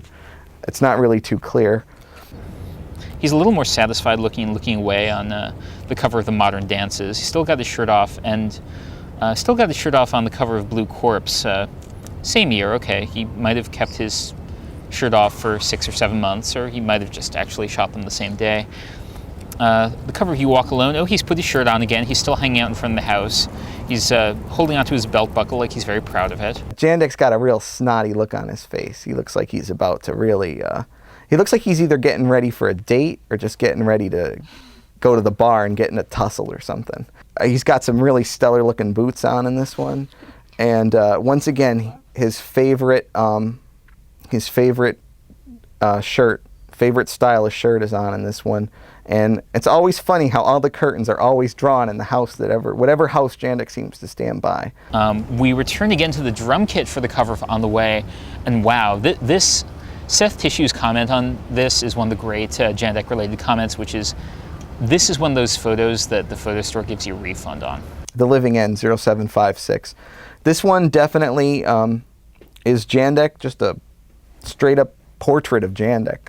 I think the Tissue website noted this looks like a picture you might get taken at JCPenney or something like that. Just sort of, just a regular straight-up headshot of Jandek. Probably like if you were like, what's a picture of Jandek look like? This would probably be the one that you would use. He seems to have bleached his hair out for the cover of Somebody in the Snow. And, you know, it just doesn't really work. It gives him this sort of albino-ish aspect. Still very skinny, still very well dressed. I like his taste in suits here. You can look at these either as cheesecake or his shot for his agent to try to get a TV movie of the week through William Morris. So we'll leave that up to the listener and the viewer to decide. One Foot in the North actually returns us to the, profile design aesthetic of Chair Beside a Window, and it's actually, in fact, this could be a shadow taken of the cover of Later On. It's a little hard to say. He's got some sort of blurry cup thing. Lost Cause. This is a photo of a man in 1958 who has just been drafted, and he's having his last party. And he thinks it's cool to go into the armed forces because they just drafted Elvis. But little does he know.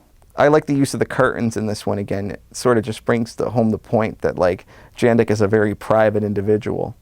And this actually is one of the few times where he deviates from that white button-down shirt. He's got a really hideous kind of, like, striped button shirt here. At this point, it's as if he's got some sort of an anti-aesthetic going on. And, ooh, B, get away, B. Please be not near me, B. Be away. Thank you, B. Thank you for going away, B. Moving right along. 12th Apostle moves away from the sort of autobiographical self-portrait aspect of the last few, and from the instrument string of photos to the here's the house sort of photos. You assume it's the house where he lives. You can't really tell. There's really no way to tell, but you can see where this might be. Like, okay, here's my life, here's my music, here are my instruments, here's my room, here's my dresser, here's an exterior shot of the place where I live. 0762 and 0761 definitely look like two shots in a series. For some reason, these houses or this place must have some importance to them, because from what we can tell, the images are just sort of an everyday rundown neighborhood.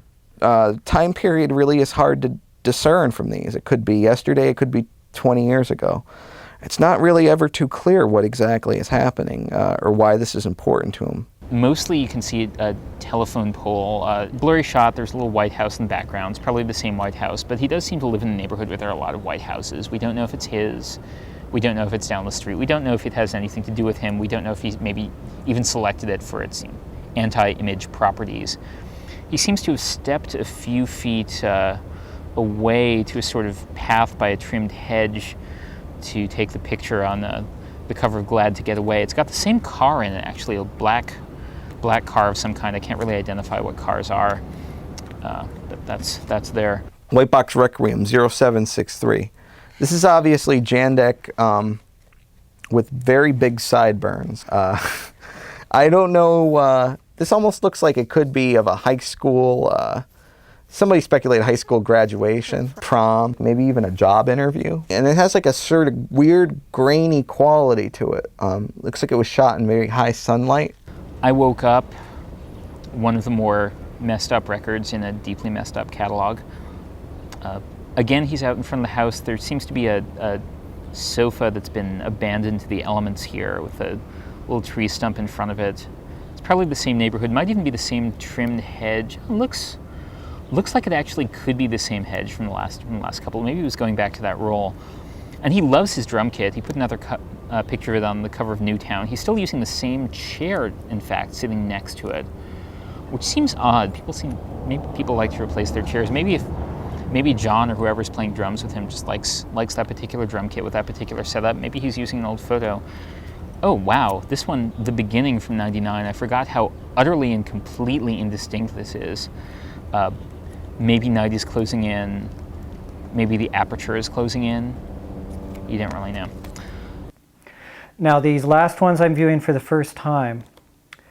Can I ask Chad a question? Are these, the last three covers I'm going to be looking at, are these the spoken word records? Correct. Each of these three? All right. Put My Dream on This Planet. This is far too trendy. This could actually be a new age cover. So hopefully Jandek has not hired an art director. If he has, then we'll blame that on him. This one really looks like a departure for him. The image has a very different composition and look. If you wanted to sort of read into the whole conspiracy aspect that Jandek has been dead for many years and they finally had just run out of Jandek pictures, that maybe whoever runs Corwood now sort of just hid in darkness and put on a hat and folded his arms and took it at a very low shutter speed or high shutter speed, I'm not sure which, just to sort of propagate the myth that Jandek is still alive, because maybe Jandek and maybe his sibling have the same jaw or something, so he could sort of pull it off like that. Just sort of an interesting thing to read into it, and very interesting photo. You can sort of look, I like the fact that you can sort of look at this one for a long time and sort of make out vague details. It really works like a certain element of mystery into it, which some of them are sort of like very common images, but there's the mystery as to why is this on his album cover. This Narrow Road 0768. This one definitely sort of lets you to believe that the person who you believe is Jandek is getting older. He looks kind of old in this picture. I think on this narrow road, the man who went into the army to fight alongside Elvis is home now. And Elvis is gone, but this guy's okay. He's back home. He looks a lot older this time. Well, he's been at this for 24 years. He's entitled to get a little bit older. He's wearing a terrible brown shirt. I'm sorry, guy. That shirt? No. Just no. It looks a little bit better in the collar and sort of, button-down cardigan. He's got the kind of Mr. Rogers effect going on the cover of Worthless Recluse. And from what I remember, the original cover of this, it looks like either he's digitally altered the image of his head with the barn that he's standing in front of, or once again, he's just figured out some way that's unique to him to make photographic equipment just completely suck. Worthless Recluse, Forced Exposure, I think, made the comment, wearing a sweater I wouldn't be caught dead in. I don't necessarily agree with that. Interesting that there's a barn in this. This is sort of an image that Jandek has never really used before, and it's definitely from a new roll of film because he seems much older once again in this picture. So not only is our hero back from the army now, but he's back home as well. And we see a lot of mud, and we see a wall, but we see the windows and what appears to be another open door. So I would assume, if I can, that this is the next stage and we're about to go into another room. because the door is always open.